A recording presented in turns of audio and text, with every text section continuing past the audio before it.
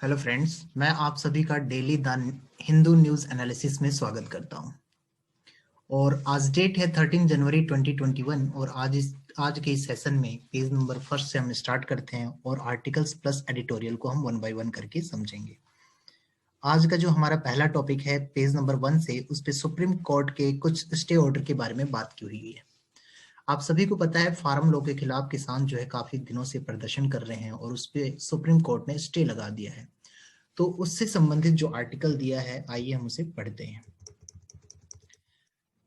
मंगलवार को ट्यूसडे को सुप्रीम कोर्ट ने जो किसानों का जो भी फार्म ला था, ठीक है, उस पे स्टे लगा दिया और कहा है कि ये जो है मतलब यानी कि it is an extra ordinary and victory for fair play. मतलब ये जो है आपका ये जो एक्स्ट्रा ऑर्डिनरी का मतलब होता है असाधारण चीज है ये, और एक तरह से निष्पक्ष की अगर बात करें निष्पक्ष रूप से तो ये एक जीत ही हुई है। The stay on implementation of the laws means that the centre can not for the time being processed with any executive actions to enforce the law. मतलब ये है कि जो केंद्र है कानून को लागू करने के लिए किसी भी कार्यकारी कार्रवाई के साथ आगे नहीं बढ़ सकता है। एनफोर्समेंट लॉ को एनफोर्स करने के लिए वो मतलब यानी कि किसी भी कार्यकारी कार्रवाई के साथ आगे नहीं बढ़ सकता है। देखिए आपको पता है इसमें कोर्ट ने क्या किया था, 4 मेंबरों की कमेटी बनाई थी, एक्सपर्ट्स के 4 मेंबर की कमेटी बनाई थी ताकि जो भी फार्मर के ग्रीवेंसेस है, ठीक है, जो भी किसानों की शिकायतें हैं उनको सुना जा सके। ठीक है, तो इसी से संबंधित यहाँ पर ये जो आर्टिकल है, साफ मैं आपको बता दूं, इस आर्टिकल में बस यही चीज मेन है कि जो फार्म लॉज है उस पर कुछ दिनों के लिए स्टे लगा, परमानेंटली नहीं है, अभी ये नहीं कह सकते परमानेंटली, लेकिन अभी इसे रोक दिया गया है, इस पे स्टे लग चुका है। तो ये आर्टिकल हमें इस स्टे ऑर्डर के बारे में बता रहा है। अगला जो है आर्टिकल वो है दिल्ली की एयर क्वालिटी के बारे में। ये आर्टिकल काफी बार पहले भी आ चुका है और इसके बारे में मैं आप सभी को पहले भी बता चुका हूं कि एयर क्वालिटी होती क्या है, AQI क्या है। एयर क्वालिटी मतलब यानी कि एक तरह से वायु की शुद्धता मापना होता है कि वायु कितनी शुद्ध है, वहां पे कितनी प्योर है, उसकी क्वालिटी को मेजर करना ही AQI या एयर क्वालिटी इंडेक्स का काम है, AQI। तो यहां पर बताया गया है कि दिल्ली की जो एयर क्वालिटी है वो आज खराब बताई जा रही है।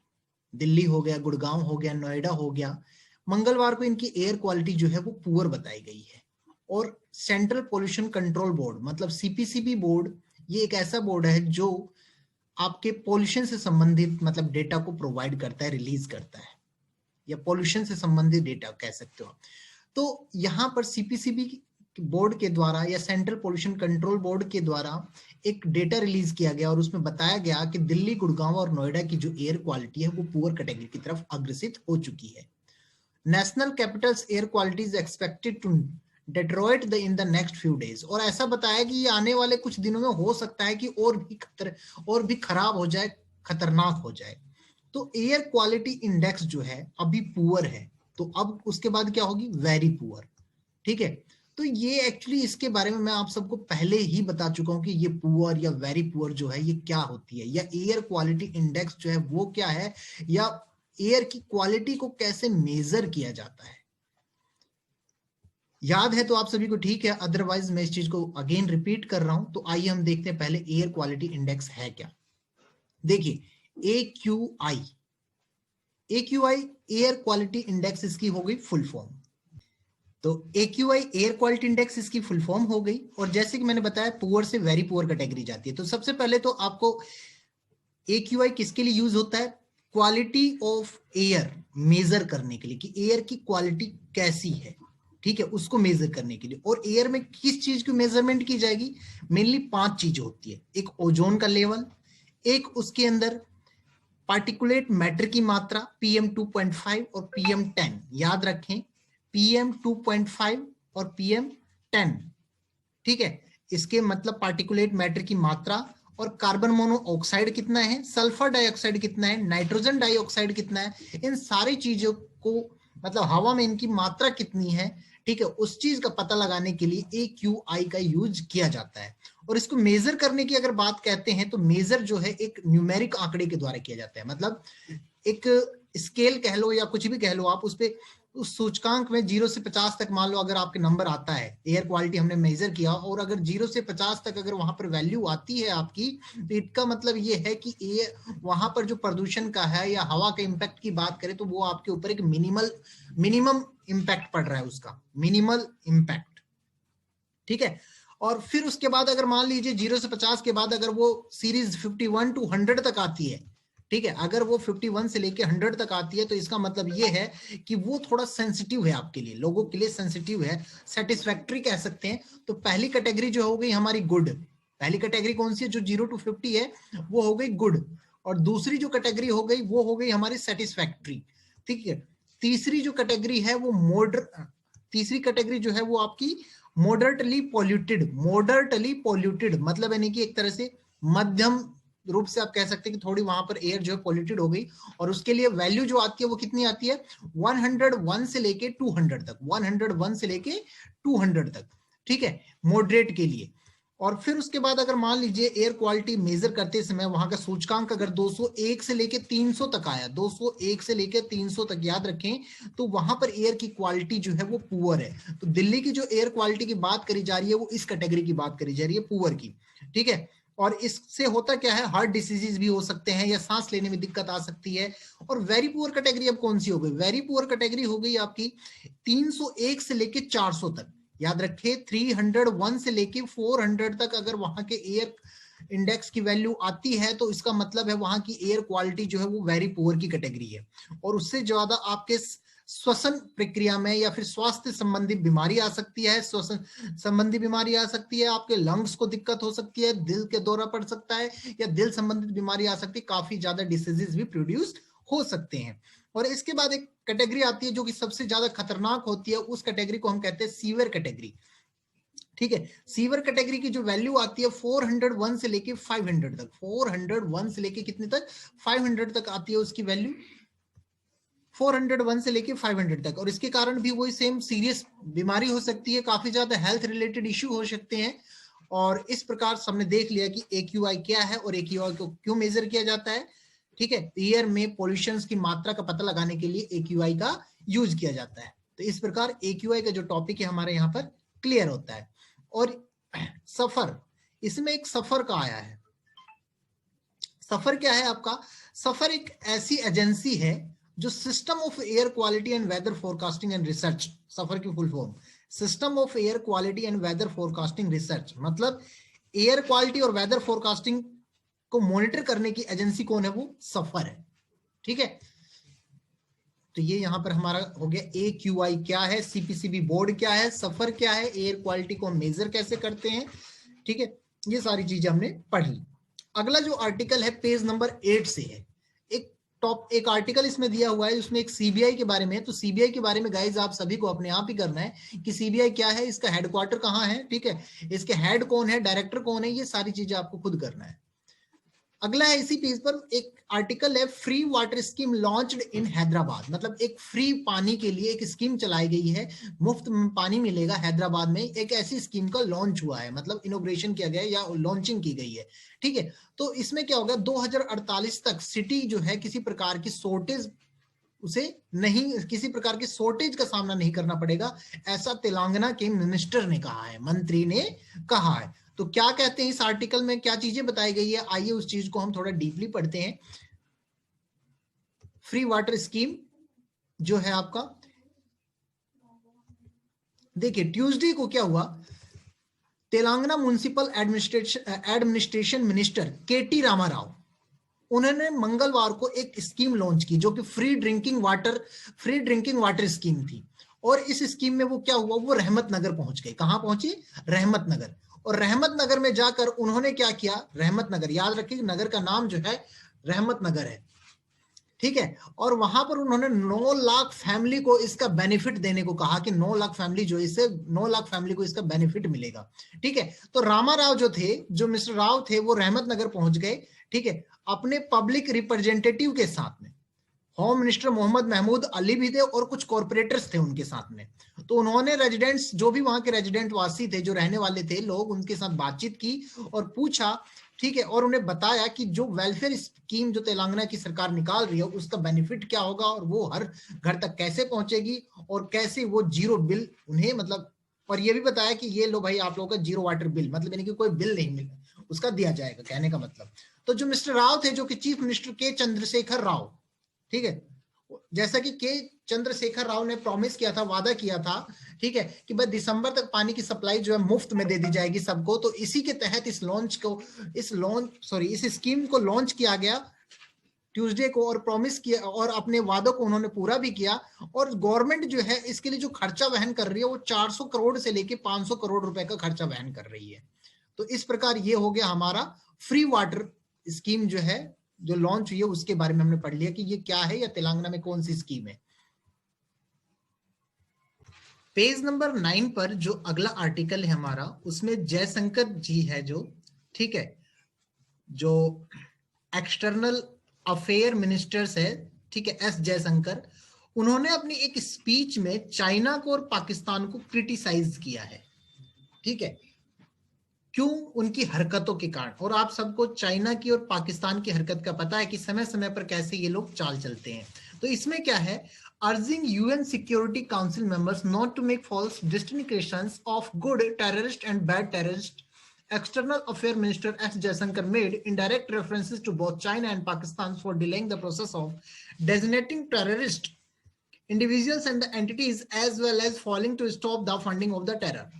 देखिए इस पूरे पैसेज में क्या कहने की कोशिश की गई है, इसमें बताया गया है कि जो संयुक्त राष्ट्र सुरक्षा परिषद के सदस्य थे, ठीक है, कि अच्छे आतंकवादी है या फिर बुरे आतंकवादी है, अच्छे आतंकवादी है या फिर बुरे आतंकवादी है, उनके झूठ, मतलब यानी कि कौन सा झूठा है या कौन सा सच्चा है, उस चीज को मतलब यानी कि भेद न करने का आग्रह किया। और जो हमारे विदेश मंत्री एस जयशंकर है, उन्होंने क्या किया, मतलब यानी कि जो भी इससे रिलेटेड संस्था है, ठीक है, जैसे चाइना हो गई, पाकिस्तान हो गई, तो उन्होंने इसे टेररिस्ट को लेकर इन लोगों को, इन दोनों को क्रिटिसाइज किया है, ठीक है, और कहा है कि भाई ये दोनों वो कंट्री है जो टेरर को, मतलब टेररिज्म को फंडिंग करने में असफल हो गए हैं, ठीक है।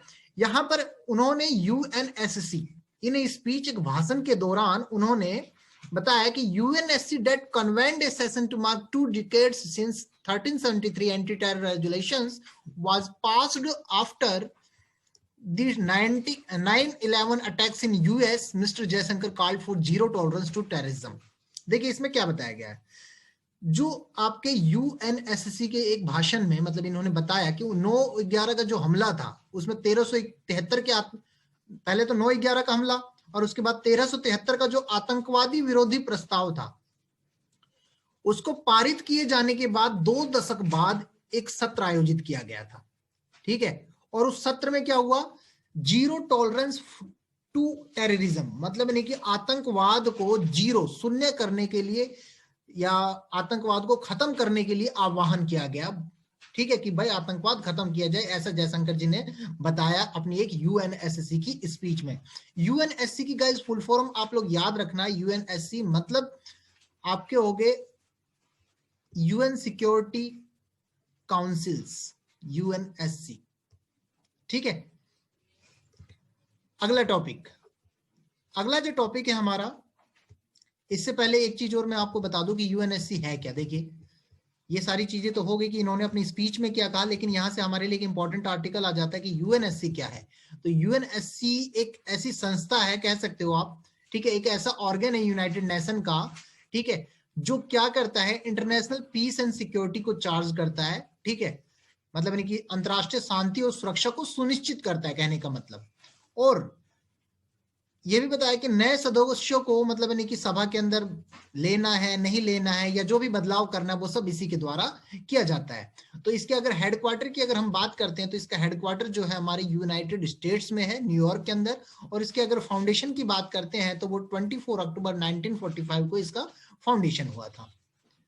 अब है हमारा अगला आर्टिकल पेज नंबर 10 से, इसमें एलएसी के बारे में बात कही गई है कि will hold our ground on the LAC says army chief. Army chief ने कहा है कि क्या मतलब एलएसी जो ग्राउंड है उसे will hold our ground, LAC के ऊपर क्या हम अपने ग्राउंड को होल्ड कर पाएंगे? तो क्या है ये डिटेल्स हम थोड़ा पढ़ते हैं। इसमें जो आर्मी चीफ है मनोज नरवाने जो है, उन्होंने मंगलवार को कहा है कि जो उनकी सेना है, said the army that was ready to hold its ground along the line of actual control, कि उनकी जो सेना है एलओसी के साथ साथ जो वहां की जमीन है उस पे, मतलब नहीं कि army was ready to hold, कि आर्मी वहां पर होल्ड करने के लिए रेडी है, तैयार है, अपने जमीन को पाने के लिए वहां पर तैयार है, जो एलएसी के साथ में उनकी जमीन लगती हुई है, जो कि ईस्टर्न लद्दाख में पड़ती है। ठीक है, तो ऐसा बताया गया है कि वो सब रेडी है। और ये भी बताया गया है कि जो चीन और पाकिस्तान है वो खतरे में है, मतलब यानी कि उनमें खतरे की स्थिति बनी हुई है। ठीक है, कि भाई वो भारत इसके लिए क्या तैयारी करेगा, या अगर ऐसा हुआ तो पता है एलएसी की जमीन पे कब्जा करके बैठे हैं तो खतरा होगा ही, अगर मान लो हम अपनी जमीन वापस ले लेते हैं। तो यहाँ पर इसके लिए यह भी बताया गया कि भारत को इस चीज के लिए तैयार भी रहना चाहिए, India must be ready for it.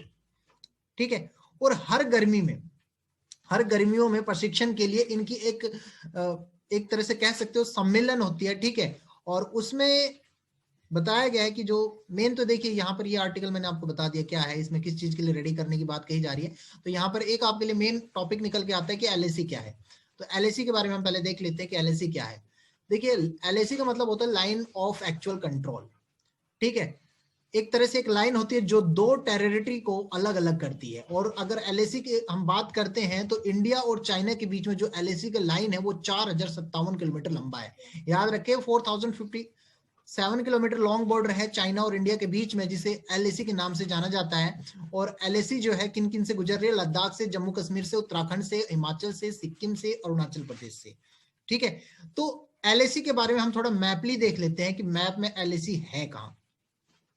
ये देखिए आपका मैप है, और इस मैप के अंदर ये जो आपको लाइन दिखाई दे रही है, जैसे कि ये, ठीक है, ये जो लाइन है ये क्या है आपकी? LAC, line of actual control, India और चाइना के बीच में। ऐसे यहाँ पर ये है लाइन ऑफ कंट्रोल जो कि इंडिया और पाकिस्तान के बीच में है, लाइन ऑफ कंट्रोल जिसे LOC के नाम से जाना जाता है। तो इसी के बारे में बताया कि जो भारत की जो सेना है भाई, वो LOC की जो जमीन है उस पे, मतलब जो उनकी जमीन है उस पे पाने के लिए तत्पर है या तैयार खड़े हैं। ठीक है, होल्ड अप करने के लिए वहां के जो ग्राउंड है, इसी से संबंधित ये आर्टिकल यहाँ पर दिया हुआ था। अगला जो टॉपिक है हमारा पेज नंबर 14 से है, और उसमें बताया गया inflation slows to 4.59% as food prices. यहाँ पर दोस्तों इस आर्टिकल का पूरा मीन्स मैं बता देता हूँ, आप लोग खुद पढ़ लेना। इसमें बताया गया कि जो महंगाई है वो कम हो गई। ठीक है, पहले की बजाय जो महंगाई जितनी बढ़ी थी वो उसमें थोड़ी अब गिरावट आई है। ठीक है, ये इन्फ्लेशन जो पहले, अगर नवंबर में मैं इसकी बात करूं तो 6.93% था, और अब फिर उसके बाद अगर मैं बात करता हूं ये, ठीक है, मार्च 2020 में तो ये 6% से भी कम था। मार्च 2020 में 6% से भी कम था, लेकिन दिसंबर में 6.93% था, जो अब लगभग 4.59% के लगभग है। ठीक है, तो एक तरह देखा जाए तो इसमें 1.9% की गिरावट आई है, आप ये कह सकते हो। ठीक है, तो ये हिसाब से ये यहाँ पर बताया गया है महंगाई के बारे में कि महंगाई जो है वो कम हो गई है। अगला जो टॉपिक है आपका, टॉपिक हमारे आर्टिकल सारे खत्म हो गए। इंपॉर्टेंट ऑफ एडिटोरियल है, जो आज का इंपॉर्टेंट एडिटोरियल है वो आपके उसी मुद्दे से संबंधित है जो कि फार्म लॉ है, जो हम पहले पेज पर पहला आर्टिकल पढ़ चुके हैं। इस आर्टिकल के एडिटोरियल का नाम है इम्पोजिंग ए कॉम्प्रोमाइज, एक तरह से एक समझौता थोपना किसी को। इम्पोज होता है वैसे थोपना, और यहाँ पे कॉम्प्रोमाइज मतलब समझौता। एक समझौता करने के ऊपर ये टॉपिक दिया गया है। इसमें बताया गया है कि कानून, कोर्ट जो है, कोर्ट को should stay with in their domain, मतलब कानून को, कोर्ट को अपने दायरे में रहना चाहिए, उसकी जो सीमा है उसमें रहना चाहिए। कब? जब वो किसी भी कानून को लेकर कोई रूल की बात करती है तब। ठीक है, नियम की बात करती है तब। तो इसी से संबंधित यहाँ पर ये हमारा एडिटोरियल दिया हुआ है। आइए हम थोड़ा इसे डीपली पढ़ते हैं और उसमें देखते हैं कि एडिटोरियल क्या कहने की कोशिश कर रहा है। इस एडिटोरियल में देखिए बताया गया कि supreme court interim order in ongoing contestation between large sections of the farmers and the center over the new farm laws may be motivated by a laudable intention to break the deadlock in negotiation। बताया गया है कि supreme court का जो ये interim order था, ठीक है, जो ये मुद्दा चल रहा था और उसके ऊपर ये किसानों का और केंद्र के ऊपर जो मुद्दा चल रहा था, ठीक है, तो ये जो स्टे ऑर्डर है ये शायद ही मतलब नहीं कि देखिए पूरा क्लियर करने की, इस चीज को हम क्लियर करके चलेंगे, ठीक है। ये क्या कहने की कोशिश कर रहा है इसमें, वैसे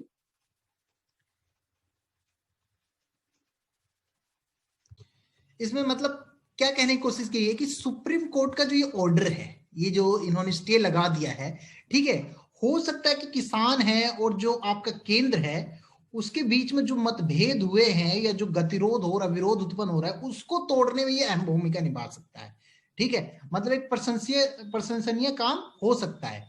however it is difficult to shake off the impression, मतलब यानी कि बताया गया है कि हालांकि इस धारणा को तोड़ना मुश्किल है, that is the court is seeking to impose compromise on the farmers union. यहाँ पर मतलब साफ साफ ये देखा जा रहा है कि कोर्ट जो है एक समझौता जो है किसानों की यूनियन के ऊपर थोपना चाह रहा है, ठीक है।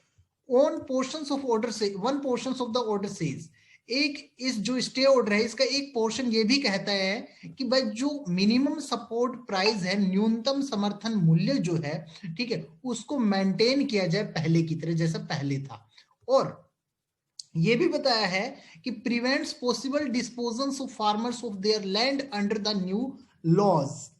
इसका मतलब ये हुआ कि जो मतलब यानी कि जो नए कानूनों के तहत जो किसानों की भूमिका है, किसानों की जो भूमि है उसको संभावित जो फैलने के बारे में बात कही जा रही थी, ठीक है, उसको रोकने से संबंधित भी इस कानून में, इस स्टे ऑर्डर में बताया गया है। और ऐसा इसलिए किया गया, देखो गवर्नमेंट ने ऐसा क्यों किया, ठीक है, ऐसा इसलिए किया ताकि एक तो जो हर्ट हुए हैं, जो किसान फीलिंग, जो उनकी किसानों की फीलिंग हर्ट हुई है उसको थोड़ा कम किया जा सके और उन्हें प्रोत्साहित किया जा सके ताकि वो एक ऐसी मेज पर आए जहां पर बैठकर बातचीत किया जा सके या इस चीज को अच्छे से सुलझाया जा सके। आगे क्या बताया जा रहा है इसमें, however it is somewhat disconcerting that the stay of legislation is effected solely as an instrument to facilitate the court's arrangement rather than on the basis of identified legal or constitutional infirmities in the laws।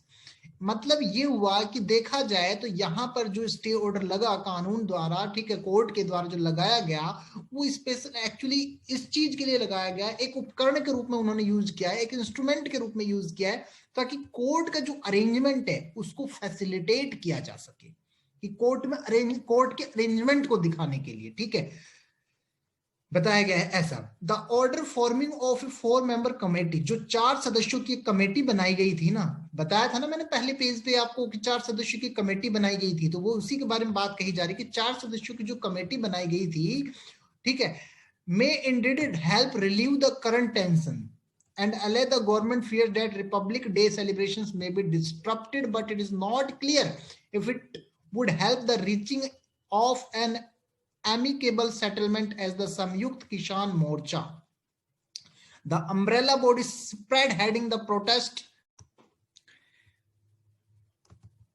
तो पहले देख लेते इतना ही हम, इसमें बताया गया है कि मतलब नहीं कि देखिए पूरे पैसेज में अगर मैं बात करूं या पूरे एडिटोरियल की बात करूं, ठीक है, आप लोग चाहें तो खुद भी इसे पढ़ सकते, इजी है, बिल्कुल कोई खास नहीं है।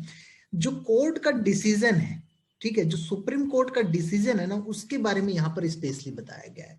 इसमें क्या बताया गया है कि जो मतलब नहीं कि इन्होंने डिसीजन लिया है वो डिसीजन जो है, ठीक है, वो जो डिसीजन है क्या मतलब नहीं कि किसान मोर्चा के रूप में समाधान पहुंचाने के लिए काफी है, ठीक है, क्या वो समाधान पहुंचाने के लिए काफी है, क्या फिर विरोध को रोकने के लिए अम्ब्रेला बॉडी की तरह भी बहुत है, या फिर मतलब अम्ब्रेला बॉडी की तरह क्या जो इसने काम किया है प्रोटेस्ट को रोकने के लिए, ठीक है, तो ये क्या बहुत है इस पैनल के लिए। और भी बात बहुत सारी चीजें इसने क्या की, यहाँ पर सुप्रीम कोर्ट ने क्या किया, केंद्र को दोषी ठहराया है। याद रखें सुप्रीम कोर्ट ने क्या किया, केंद्र को दोषी ठहराया है और बताया है कि केंद्र जो है इसमें विफल रहा है। क्यों? क्योंकि विफल रहा तो उसके कारण, इस विफलता के कारण क्या हुआ, प्रोटेस्ट हुआ, ठीक है, सैकड़ों किसान मजदूर, ठीक है, क्या हुए, रोड पे खड़े हो गए और प्रोटेस्ट करने लग गए, विरोध करने लग गए।